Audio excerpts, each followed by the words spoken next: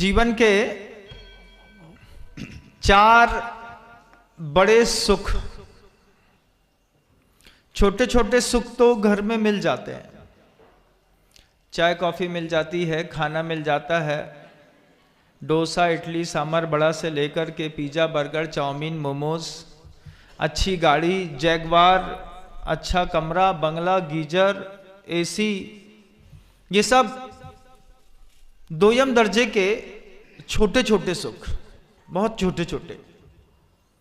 लेकिन जीवन के चार बड़े सुख गुरुदेव कहते हैं बिस्तर पर पड़े पड़े कभी नहीं मिलते। बिस्तर पर पड़े पड़े आपको ये सब चीजें मिल जाती हैं।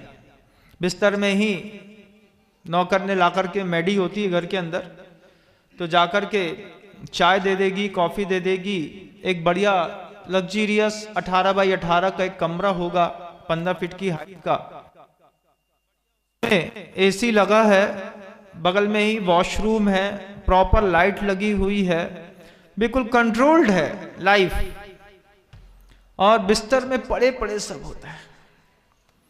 लेकिन आचार्य भगवंत ने हम लोगों को जब ब्रह्मचारी अवस्था में पहली बार प्रवेश किया हम लोगों ने, उसी वक्त गुरुदेव ने कहा कि जीवन के चार बड़े सुख कभी भी बिस्तर पे नहीं मिलते। उसमें सबसे पहला सुख है ज्ञान का सुख।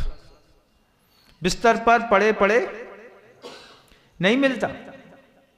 छायोपसमिक ज्ञान में वो जो लौकिक ज्ञान होता है, वो लौकिक ज्ञान भी बिस्तर पर पड़े पड़े नहीं मिलता।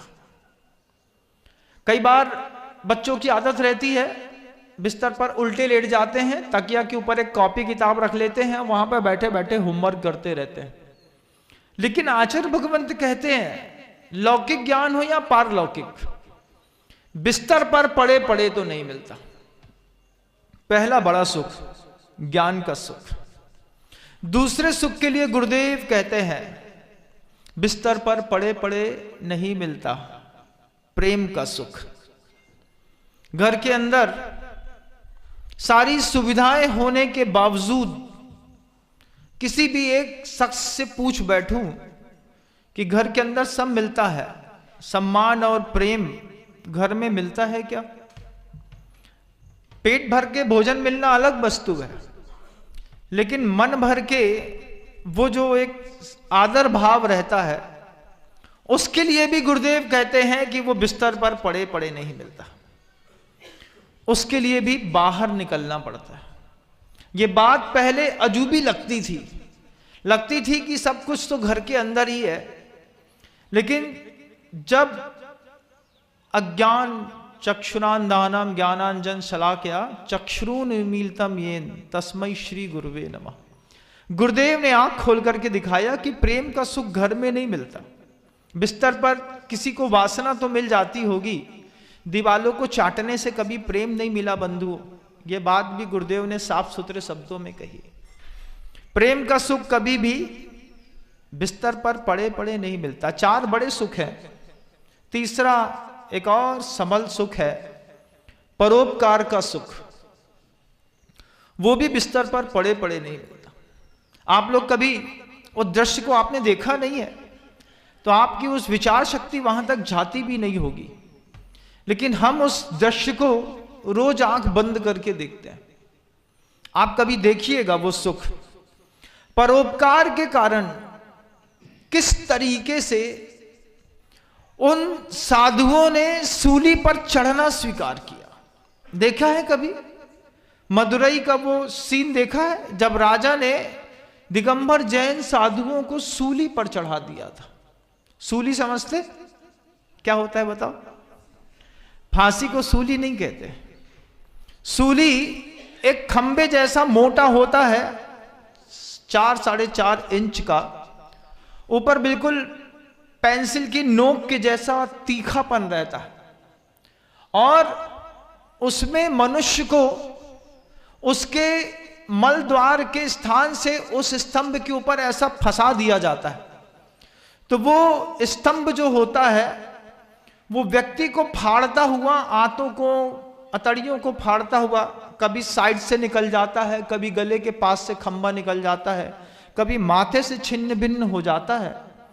आप उस दृश्य को आपने देखा नहीं है कभी। कभी आप यहां पर राहतगढ़ का किला घूमने जाइएगा।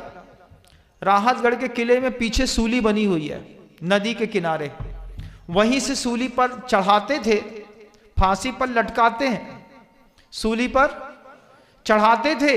व्यक्ति मर जाता था तो धक्का देते थे तो फट करके 2 टुकड़े होकर के पीछे नदी में गिर जाता था। अभी हम राहतगढ़ गए थे तो हम देख के आए कि हमने कहा ये तो वो बना हुआ है महाराज, ऐसा भी है। लेकिन आगम ग्रंथों में वो दृश्य देखिएगा, जब कभी पट्टिकाओं में लिख लेगा कि किसी 1-2 नहीं सैकड़ों साधुओं को सूली पर चढ़ा दिया। सन 2000 साधुओं को एक साथ सूली पर चढ़ा दिया बंधु।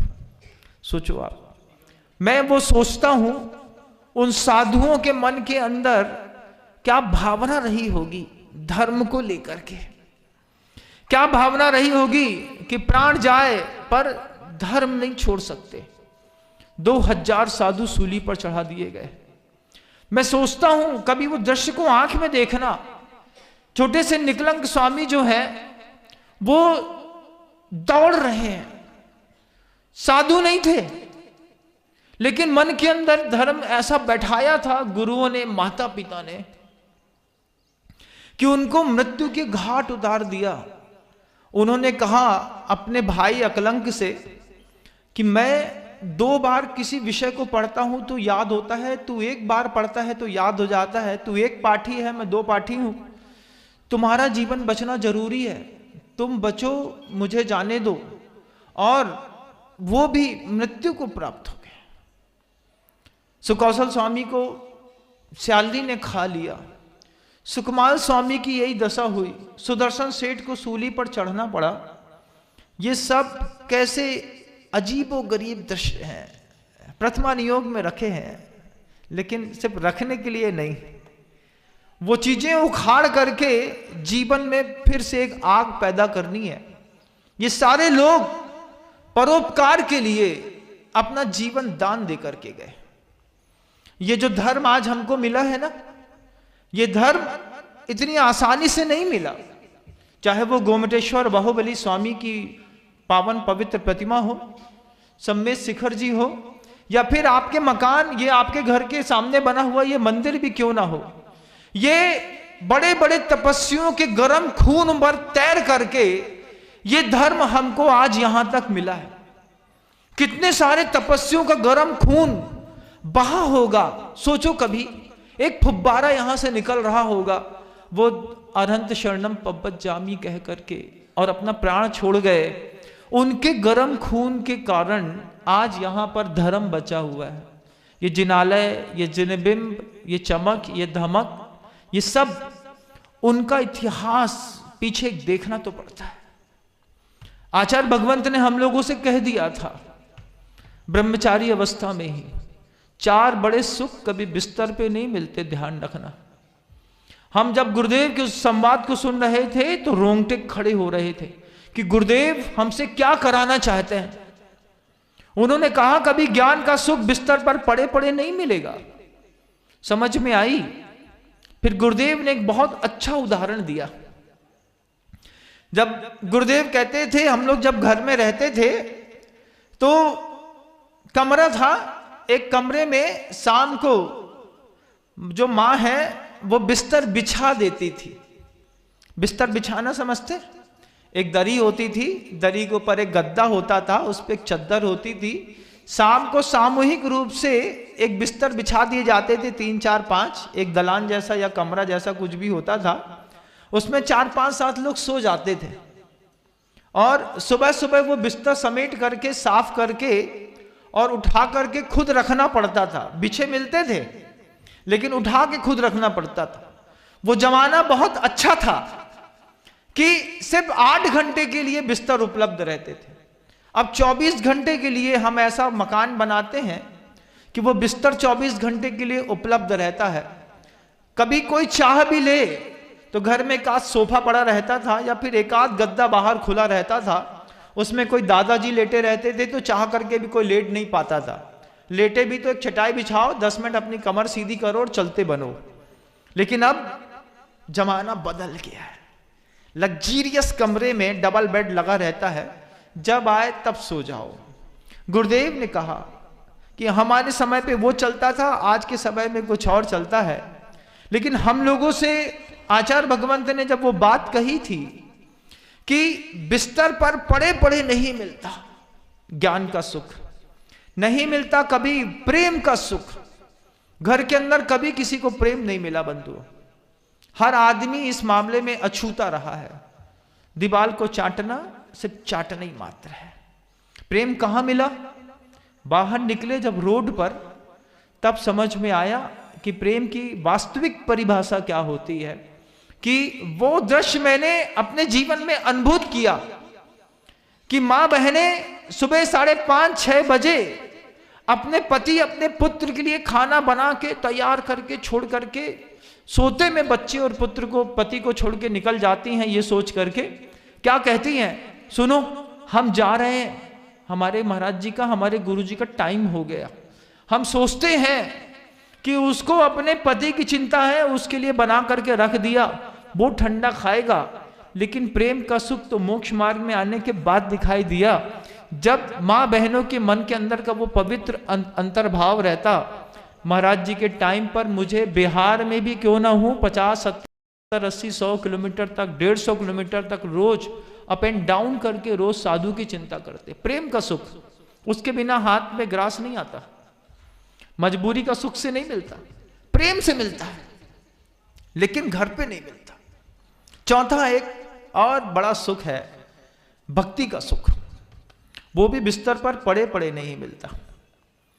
आपके ये जो संतानें घर के अंदर, अभी आप यहां पर बैठे हैं, आपको अभी भी विश्वास होगा कि हमारा बच्चा अभी भी बिस्तर पे सो रहा है। जाएंगे या तो बाथरूम में मिलेगा या ब्रश करते हुए मिलेगा, जाकर के उसके लिए थोड़ा पोहा गर्म कर देंगे, चाय बना देंगे, वो खुश हो जाएगा। महाराज जी के प्रवचन तक का ये खेल होता है। 10 बज गए, 10 बजने को आ रहे हैं और बच्चे बिस्तर पर आराम से, एसी चलता है। अभी एक सज्जन हमसे मिले, बोले महाराज हम तो 12 महीने रजाई में सोते हैं। हमने कहा 12 महीने कैसे सोते होगे तुम रजाई में, गर्मी तो इतनी तेज पड़ती है। बोले हमारे कमरे में 17 टेम्परेचर रहता है, हम गर्मी में भी रजाई ओढ़ के सोते हैं। इस तरीके की मानसिकता, ये भौतिक जीवन है बंधुओं, उससे बिल्कुल विपरीत है एक साधना में ये मंदिर जी का, भगवान जी का माहौल। उस माहौल के लिए आचार्यों ने 4 धर्म ध्यान तत्वार्थ सूत्र में बताए। आज्ञा विचय, अपाय विचय, उपाय विचय और संस्थान विचय।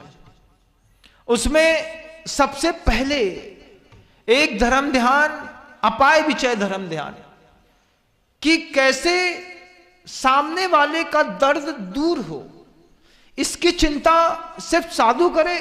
साधु क्यों करे? आपको भी करनी होगी।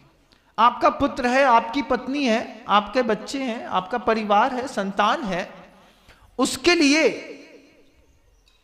अपाय विचय धर्म ध्यान सबसे पहले सोचो कि हमारे परिवार के लोग, जैसे हम सोचते हैं, हमारे परिवार के लोग जो स्क्रीन पर मुझे लगातार सुनते हैं, वो भी, जो ऑफलाइन में सामने बैठ करके सुन रहे हैं, वो भी परिवार का हिस्सा है।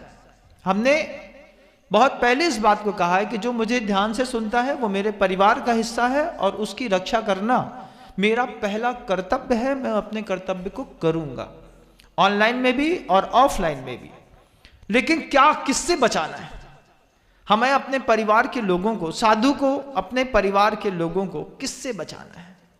आचार्य ने एक शब्द लिखा, अपाय विचय धर्म ध्यान करो। अपाय विचय के परिभाषाओं में लिख दिया कि हमारा बच्चा 4-5 चीजों में फंसा है, मिथ्यात्व में फंसा है। 5 प्रकार का है, एकांत मिथ्यात्व, विपरीत, संशय, अज्ञान और कुनय। इसमें अज्ञान मिथ्यात्व में तो हमारा बच्चा फंसा ही है। भले वो मंदिर ही आता है, कहीं और नहीं जाता, लेकिन उसके बाद भी भगवान को भगवान नहीं मानता। मंदिर की प्रतिमा धातु की दिखती है, चांदी की दिखती है, हमाई दिखती है, तुम्हारी दिखती है, सिंगाई जी की दिखती है, गोटी फैमिली की दिखती है, कभी मोदी की दिखती है, कभी किसी और की दिखती है, लेकिन प्रतिमा भगवान की नहीं दिखती। आचार्य सिंह जी ने एक बार हम लोगों से, तिलवारा घाट की बात है, पूजा कर रहे थे, पूजा करते करते गुरुदेव पीछे खड़े होकर के देव वंदना कर रहे थे, हम लोग आगे खड़े होकर के पूजा कर रहे थे। गुरुदेव पीछे से हम लोग को देख के चले गए। 18-20 ब्रह्मचारी एक साथ थे और 1-2 ब्रह्मचारी लोग इधर उधर थोड़ी सी बात भी कर रहे थे और स्वाहा स्वाहा भी करते चले जा रहे थे, जैसे आप लोग करते। क्यों भाई, क्या हुआ, सब चल रहा है ना, स्वाहा, फिर एक बात करते करते फिर स्वाहा। ऐसी परिस्थिति हमारे साथ किसी और के साथ मची थी। आचार्य सिंह जी ने हम लोगों को देख लिया। देख करके जब हम कमरे में गए तो कमरे में गुरुदेव ने बड़ी अच्छी बात कही। गुरुदेव कहते हैं, अगर तुम्हारा हृदय मंदिर में गूंगा है तो ध्यान रखना भगवान भी बहरे हैं। कितनी बड़ी बात थी कि अगर तुम्हारा हृदय भक्ति करते वक्त गूंगा है, अभी जितना भी स्वाहा स्वाहा निकल रहा है ये यहां से निकल रहा है कि यहां से निकल रहा है। जिस दिन यहां से निकलेगा, हृदय से अगर स्वाहा निकलता है तो फिर पहले वो जो लाइन आप पुस्तक पर लिखी है उसको पहले बहुत अच्छे से पढ़ चुके होते हैं। इसमें भगवान के अतिशय के बारे में बताया, आचार्यों के बारे में। अभी जब आप विधान उसको करेंगे, पूरा कंप्लीट करेंगे, तो पूरी आंखों का पूरा उपयोग उस पुस्तक पर, उस पंक्ति पर हो कि आचार्य परमेष्ठी के कौन से गुण की चर्चा है। उसको 10 सेकेंड में जी लो, अर्घ उठा लो और फिर उसमें कहो स्वाहा, फिर स्वाहा, ये भी मुझे प्राप्त हो, ये भी मुझे प्राप्त हो, ये भी मुझे प्राप्त हो। इस तरीके से ये विधान इत्यादि किए जाते हैं। गुरुदेव ने हम लोग को छोटा सा दृश्य देखा कि 1-2 लोग बात कर रहे हैं, स्वाहा स्वाहा कर रहे हैं। गुरुदेव कमरे में आकर के कहते हैं, अगर तुम्हारा हृदय गूंगा है तो ध्यान रखना भगवान भी बहरे हैं, और अगर तुम हृदय से बोलते हो तो प्रभु भी अपने कान से सुनते हैं और तुम्हारी हर बात पूरी होती है। इसलिए जब कभी भी जिनालय में, जब कभी भी इस तरीके के आयोजनों में भक्ति करो तो कभी दिमाग से, कभी शब्दों से ना करके दिल से करने की कोशिश करो। अपाय विचय धर्म ध्यान गुरुदेव ने हम लोगों को बताया। दीक्षा लेने के बाद हमेशा सूत्र देते रहे, ध्यान रखना एक समय तक खुद को संवारना पड़ता है और उसके बाद पूरी दुनिया। जैसे तीर्थंकर को एक समय तक स्वयं को संवारने के लिए जंगल में एकांत में बैठना पड़ता है, उसके बाद धर्म के प्रचार करने के लिए पूरी दुनिया के बीच में समोषण लगाना पड़ता है। गुरुदेव के शब्द हैं, गुरुदेव कहते हैं कि सत्य की प्राप्ति के लिए जहां नितांत एकांत की जरूरत पड़ती है, तीर्थंकर की सत्ताधारे पुण्य वाला भी कोई व्यक्ति क्यों ना हो, जंगल में जाकर के सत्य की खोज करता है, प्राप्त करता है, केवल ज्ञान को प्राप्त करता है। सत्य की प्राप्ति नितांत एकांत में और सत्य का प्रचार पूरे समोषण के बीच में 12 सभा लगा करके होती हैं। ये परिस्थितियां मात्र तीर्थंकरों के जीवन में नहीं घटती, हमारे आपके जीवन में भी। और सिर्फ साधु ही ध्वज संवाहक नहीं है, आप भी हैं। हमारी तो सिर्फ आप तक पकड़ है, लेकिन आपकी तो पूरी दुनिया तक पकड़ है बंधु। जहां तक साधु नहीं पहुंच सकता, वहां तक श्रावक पहुंच करके धर्म की, अपने महावीर की, अपने भगवान की, अपने गुरु की प्रभावना करता है, हर शब्दों में प्रभावना करता है बंधु। गुरुदेव ने वे 5 अपाय विचय धर्म ध्यान के बारे में हम लोगों को स्पष्टतः समझाया था। आज भी रामटेक का वह दृश्य याद है मुझे, जब गुरुदेव ने कहा जब किसी को देखो तो बस उसके ऊपर करुणा करो। करुणा कैसे करो कि हमारा ये जो श्रावक है वो फंसा है बेचारा मिथ्यात्व में, बाहर निकालो, अविरति में बाहर निकालो, प्रमाद में फंसा है। इंद्रिय के सुख दिखाई देते हैं, हास रति अरति शोक भय जुगुप्सा, 3 वेद दिखाई देते हैं, 5 इंद्रियों का संयम दिखाई देता है, लेकिन भगवान दिखाई नहीं देता। इसी का परिणाम तो है कि वो बच्चा जो है, जिसका कल आपको उपनयन संस्कार कराना है, आपने भी कुछ सोच लिया आज क्यों बच्चे को डिस्टर्ब करें, कल ही करेंगे, ऐसा सोचा होगा। नहीं तो इस पूर्व भूमिका में वे सारे के सारे बालक उपस्थित होते कि हमारे लिए आयोजन किया जा रहा है, हम ही अनुपस्थित थे।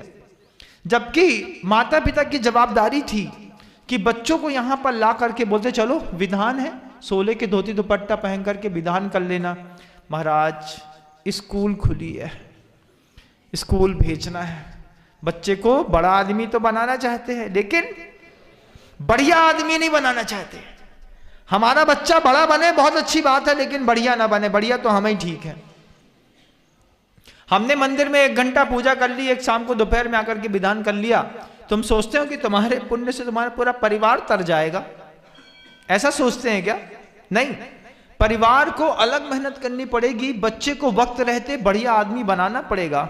अगर आपका बच्चा फंसा है प्रमाद में, आपका बच्चा फंसा है कषाय में, क्रोध, मान, माया और लोभ में से कोई एक 24 घंटे सता रही है, लोभ नहीं सता रहा होता तो वे आजकल के पढ़े लिखे बच्चे सुबह 8 बजे लैपटॉप खोलते हैं, छोटा सा शब्द कह देते हैं महाराज श्री, घर में ही रहते हैं, वर्क फ्रॉम होम।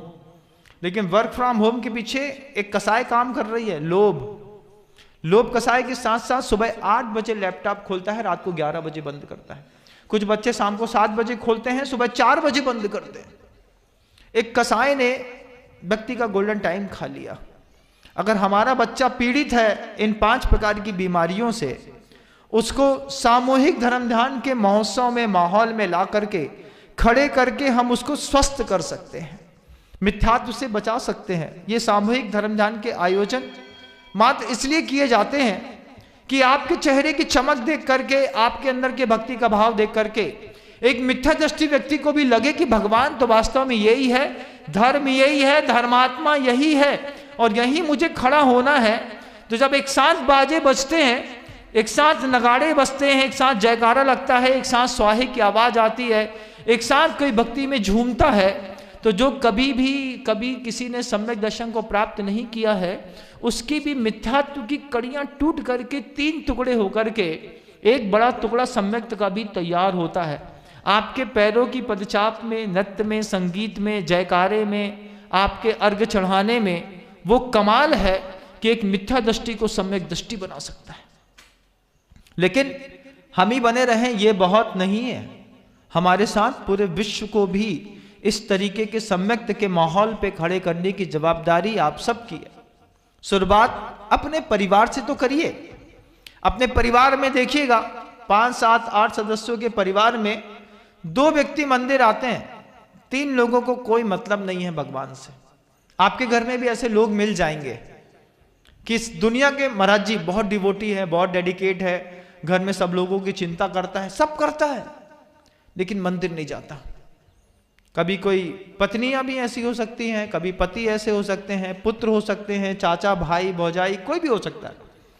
उस व्यक्ति को एक बार झकझोर करके अपाय विषय धर्म ध्यान क्या है, किसी भी कारण से तेरा मिथ्यात्व का पर्दा एक बार बस हट जाए, तू एक बार मेरे भगवान को अपना भगवान मान ले, एक बार तू मेरे गुरु को अपना गुरु मान ले, तू मेरे एक बार मेरे शास्त्र को अपना शास्त्र मान ले, एक पन्ना भी पढ़ेगा ना तो जिंदगी पलट जाएगी।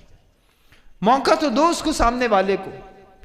निसर्ग से, स्वभाव से, अपने तीव्र पीछे के पुण्य से वो जिनकुल में तो आ गया, लेकिन जैन मंदिर तक ला करके भगवान के कलश तक पकड़ाने की जवाबदारी उस व्यक्ति की नहीं होती, परिवार वालों की होती है।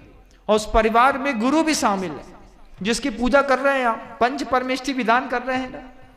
पंच परमेष्टि विधान में अरहंत परमेष्टि कहां है, बोल करके चले गए, सिद्धालय में विराजमान है। अब पूरी की पूरी जवाबदारियां आचार्य, उपाध्याय और साधु परमेष्टि के हाथ पे।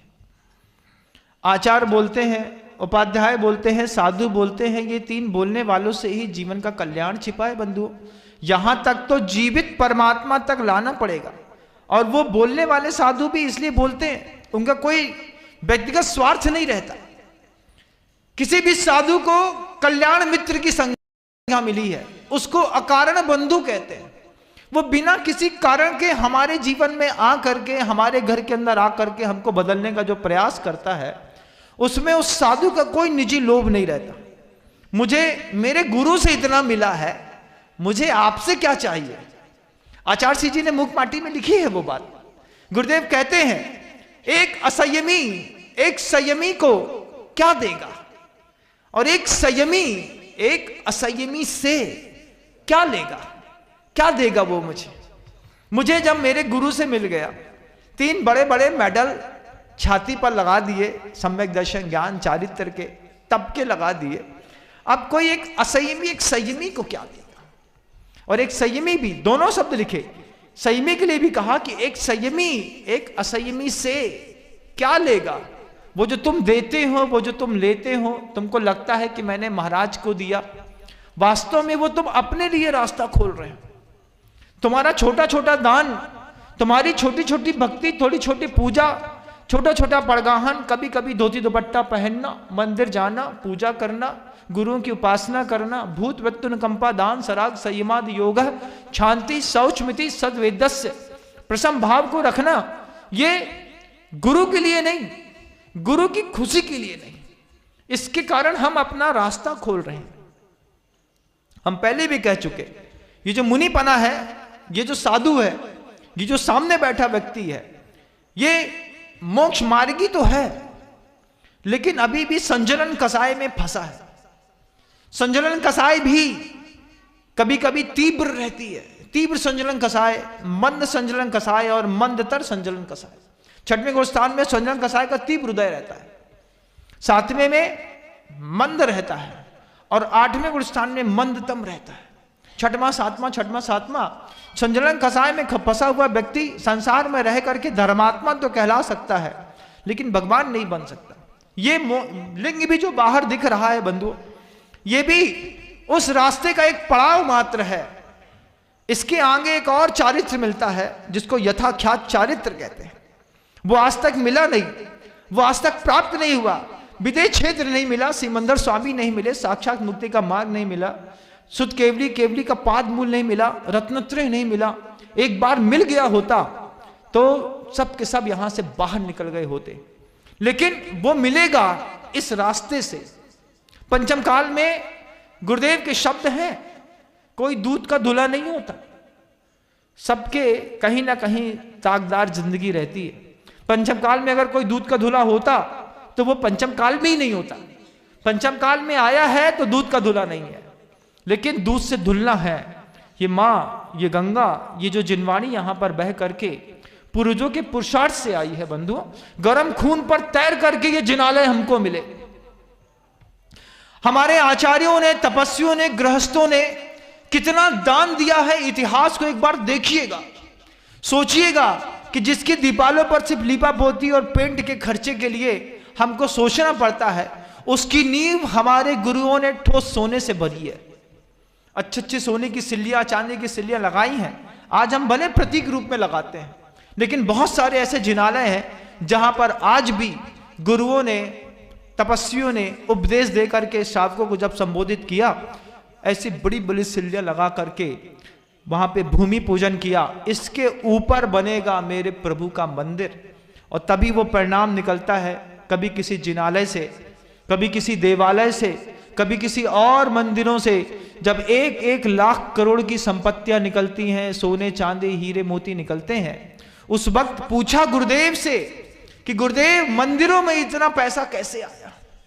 गुरुदेव ने बस एक शब्द कहा, मंदिरों से जो उनको मिला उसके बदले में बस यही दिया जा सकता था, इसके अलावा देने के लिए उनके पास कुछ था नहीं। मंदिर से जब शांति मिली, मंदिर से जब सम्यक दर्शन मिला, मंदिर से जब कसाय रहित जीवन मिला, उसके बदले में मंदिर को कोई क्या देगा? जो कुछ बचा था उठा करके मंदिरों में छोड़ आए। आज आपका दान किसी साधु को संतुष्ट करने के लिए नहीं, आज आपका दान आपके लिए रास्ता खोलता है बंधु। आज वक्त है, कल नहीं रहे। आचार्य भगवान के शब्द हैं, कालो थोबो, बहुत कम समय है। आपको लगता है हम जिंदगी भर जिंदा रहेंगे? आपको लगता है कि 90-100 साल की आयु जी करके आएंगे? भरोसे में नहीं रहे। बहुत कम समय है सबके पास। जब से गुरुदेव अनंत की यात्रा पर गए, तब से खुद के जीवन में संशय पैदा हो गया। खुद के जीवन को लगता है, जब तक गुरुदेव थे तब तक लगता था कि गुरुदेव संभाल लेंगे। आज लगता है कि गुरुदेव के जाने के बाद अपना जीवन भी रोज एक एक दिन घट रहा है। पता नहीं कब शाम हो लेकिन सुबह ना हो, सुबह हो लेकिन शाम ना हो। उसके पहले जितनी मेहनत कर सकते हैं कर लो। आज पूरी दुनिया के लोगों से वो बात कहना चाहता हूं, फर्स्ट जनरेशन का साधु और फर्स्ट जनरेशन का श्रावक इस दुनिया से चला गया। आज सेकेंड जनरेशन की बात फिर शुरू हो गई। बहुत सारे बूढ़े लोग भामाशाह चले गए, बहुत सारे दान देने वाले दादा पापा चले गए। हमने देखे ऐसे लोग जो गल्ले का व्यवसाय करते थे, गुरुदेव की चरिक तनिक सी मुस्कान में ये 50 लाख, ये 1 करोड़, ये 1.5 करोड़ दे करके, और घर के लड़के से पूछे बिना, अभी तो हमको पूछ परख करनी पड़ती है जरा जरा से दान की बातों में, लेकिन वो बुजुर्ग चले गए, फर्स्ट जनरेशन के गुरु चले गए। आज पूरी की पूरी जवाबदारी सेकेंड जनरेशन के ऊपर है। सेकेंड जनरेशन में आप भी आते हैं और मैं भी आता हूं। जवाबदारी है कि थर्ड जनरेशन को सेकेंड जनरेशन क्या दे करके जाएगी। इतिहास सबूत मांगता है। आपके होने और नहीं होने का कोई प्रमाण नहीं है, लेकिन आपके जिनालय के होने से आपके होने का प्रमाण निकलता है। जब कभी भी किसी भी बियाबान जंगल में कोई एक प्रतिमा धरती से बाहर निकलती है, वो प्रतिमा से बाहर निकल करके अपने होने का अस्तित्व नहीं बताती। वो प्रतिमा बताती है कि जब इतना बड़ा मंदिर इस जंगल में है तो उसके 10 गुना यहां पर कभी श्रावक रहे हैं। कंबोडिया बोरे बदूर का मंदिर देखिएगा, कभी व्यवहारी सतना के पास निकलते हुए 24 जिनालय धरती के अंदर दफन है, धीरे धीरे निकल रहे हैं बाहर, अभी 15-17 प्रतिमाएं निकली हैं, उनको देखिएगा। कभी देखिएगा जगदलपुर गीदम में, जहां उम्मीद नहीं है कभी कोई जैन रहता है, जब वहां पर कभी जेसीबी से आयरन ओर की माइंस की खुदाई होती है, उधर पर भी आदिनाथ भगवान की, मल्लीनाथ भगवान की, पार्श्वनाथ भगवान की जब कोई प्रतिमा निकलती है, कहीं पर भी प्रतिमा प्रमाण देती है कि हम तो एक निकले हैं, लेकिन हमारी सेवा करने वाले 1000 से ज्यादा लोग इस क्षेत्र पर रहते थे। इतिहास को पलट करके जब हम देखते हैं तब समझ में आता है कि अस्तित्व कितना जबरदस्त है। आज सेकेंड जनरेशन की बहुत बड़ी जवाबदारी है। सेकेंड जनरेशन में आप भी शामिल हैं और हम भी शामिल हैं, और हमारी जवाबदारी है आगे वाली थर्ड जनरेशन के लिए अपनी भूमिकाएं तय करना। घर के अंदर का वो जो बच्चा मिथ्यात्व में, अविरति में, प्रमाद में, कषाय में और मन वचन काय की दुष्प्रवृत्तियों में लिप्त है, उसको वहां से उठा करके मंदिर तक लाना आपकी जवाबदारी है। मंदिर से उठा करके मंदिर की बेदी पर बैठाना हमारी जवाबदारी, हम बैठा के दिखाएंगे, लेकिन आपको उनको वहां तक तो लाना पड़ेगा। लेकिन अगर हम ये कह दें हमारे बच्चे का CA CFA चल रहा है महाराज, रात में लेट सोया है, सुबह सो रहा है तो सोने दो, तो उसको, उन माँ बहनों को इस बात की सूत्र, नीति वाक्यामृत का वो सूत्र याद होना चाहिए। माता शत्रु पिता बैरी, ये न बालो न पाठिता। अगर अपने बच्चे को मंदिर तक नहीं लाते और सोने देते हैं, तुम दुनिया की वो शत्रु हो। कल भी कही थी वो बात, जब एक मां के हाथ से बच्चा बिगड़ता है तो भगवान भी नहीं सुधार सकता, उसकी भी ताकत नहीं है, क्योंकि अपनी ही जननी के प्रमाद के कारण वो बिगड़ गया। ये 5 प्रकार के प्रमादों से ये आयोजन, ये महोत्सव आपको बाहर निकालते हैं। चूंकि अभी आपका समय हो रहा है तो शब्दों को विराम देता हूं। गुरुदेव श्री विद्यासागर जी महाराज श्री की जय।